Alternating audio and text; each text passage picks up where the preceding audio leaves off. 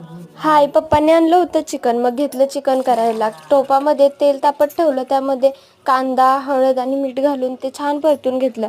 त्यानंतर त्यामध्ये चिकन घातलं आणि चिकन मस्त वाफेवर शिजवून घेतलं. त्यानंतर मसाल्याची तयारी करून घेतली. मसाल्यामध्ये लसूण, खोबरं, कोथिंबीर, कांदा, टोमॅटो हे सर्व कापून घेतलं आणि ते मस्त भाजून घेतलं. इकडे चिकन पण छान शिजलं होतं. मसाला करून घेतला.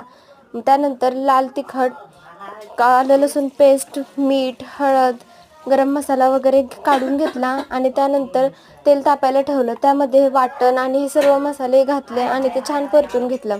तेल सुटेपर्यंत मसाला परतल्यानंतर त्यामध्ये हे सर्व सुके मसाले घालून घेतले आणि ते तेल सुटेपर्यंत परतून घेतलं. त्यानंतर त्यामध्ये चिकन शिजवलेलं पाणी घातलं आणि त्यानंतर हे शिजलेलं चिकन घालून मस्त परतून घेतला आणि 10 मिनिटे झाकून ठेवलं. 10 मिनिटे तिकडे चिकन होतंय तोपर्यंत इकडे म्हटलं रश्श्याला फोडणी देऊन घ्यावी. यामध्ये तेल आणि त्यामध्ये वाटण आणि सुके मसाले घालून त्या पाण्याला फोडणी देऊन घेतली. सुकं चिकन पण तयार झालं. त्यानंतर चपात्या करून घेतल्या आणि मस्त चिकन